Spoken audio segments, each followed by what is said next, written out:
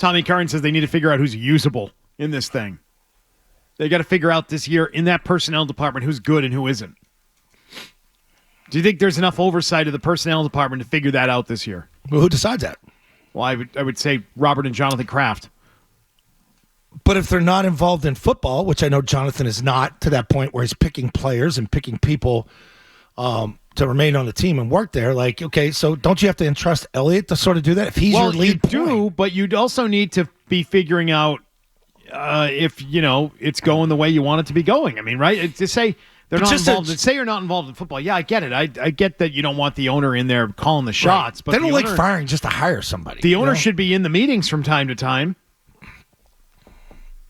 I don't know if that happens. Even as someone who's observing. I'm not saying you got to be involved or you got to tell them you're doing things right or wrong, but at least have a full grasp on what's going on in that department, because if not, I don't think you're doing your job as an owner. Well, then you have to pretty much do that on a regular basis, right, to see how it's working when you're winning, how it's working when you're losing.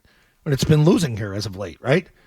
Because you want to see that balance. Okay, what are we doing to fix problems? Like, you need to oversee that pretty good. Like, it's on record, Robert has sat in on team meetings and individual meetings and that. Like, he moves around the building and he likes seeing the guys and stuff. I think that's more of that instead of really digging your feet in. That's such a waste to me. I don't want the owner down there with the football team. I want the owner up there with the guys who figure out what the football team will be and what it consists of.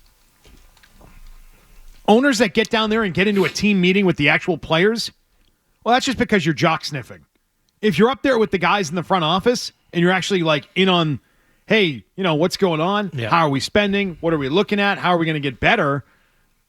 That's, to me, doing the job. That's the business end of the business side of football. I hope that is happening. I mean, the only thing I go off is what people, what players tell us, like, or coaches, like, yeah, Robert's been down there. He pops in, I don't know, what kind of meetings going upstairs. I would assume so. Like, they're not idiots. They know how to run companies. They know how to run business. That's for sure. So they need to figure out if Elliot Wolf is any good at this. So there's your problem is you've had all these guys, prior to him, the Scott Pioli's, the Thomas Dimitroff, you name it, John Robinson guys that have all been through the system.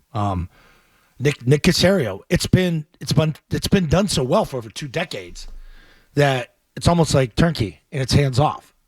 So now it's almost like you're reconditioning yourself to get back involved with football like you were at the beginning when you first purchased the team. So that's probably part of it too, right? Because like for 20 years, that's not happening with Bill. Bill wouldn't be open to having these type of meetings. But now, things are different and maybe it is taking place. But I am with you on that side too. Instead of going down and hanging with the guys, it's more of a, but I think that's the stage Robert's at too, though. He's enjoying. He thoroughly enjoys being around the team.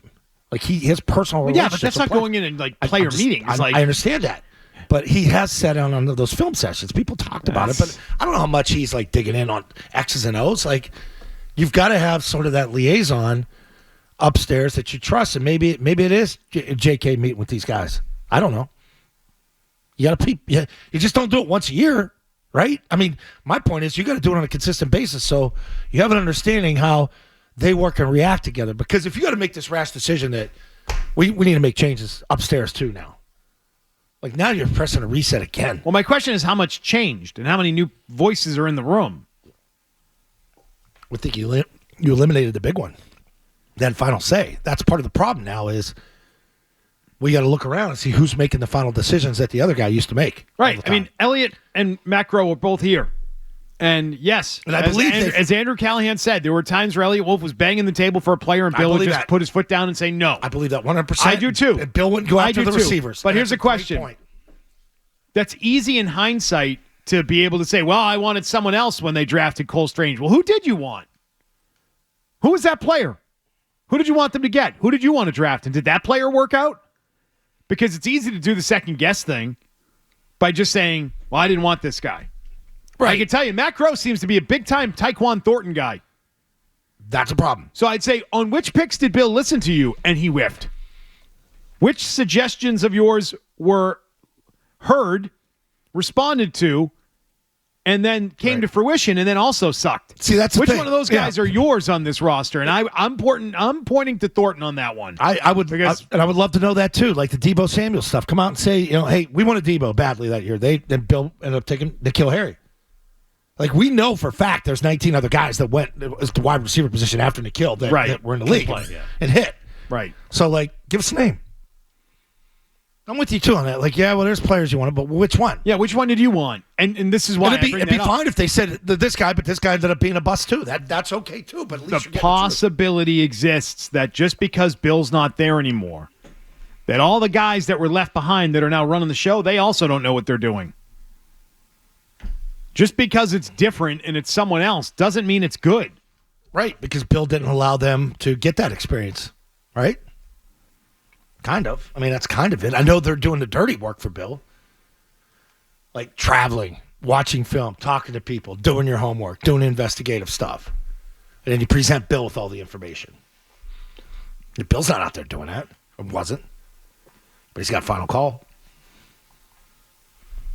Like Scott Pioli tells a story. Bill would say, I need a tight end. So Scott would go out and get him 8. And then he would cut it down to 3, and then Bill would pick the 1. Like, that's how it works, or worked here. Pioli's told that story. So I think that when you look at this team, right now they're in a bad way. The roster lacks talent, and I think Elliot Wolf is making the job of Gerard Mayo really hard as a year one head coach. And that's the big question, too. Like, say, Scott Peters, the line coach, tells Gerard, like, I can't work with these I can't work this backside with these tackles. Does Gerard have the ability to go to Elliot and say, get me a tackle this week? Like, they worked some kid out yesterday. Played 52 games. He's been around the league a little bit, bounced around, but he's a big 6'6", 330 kid. At least there's experience there. Go grab that guy. Go snag him. They brought him in for a workout. You going to sign him? What's going on here? Does Gerard have that ability to go to Elliot and say, get me this guy now? Time's running out here. We're scrambling. We can't hold it together anymore. And then you got the itch to play the quarterback there, sitting there. Like, this is all, it all plays in. And then it's like your most valuable pick isn't even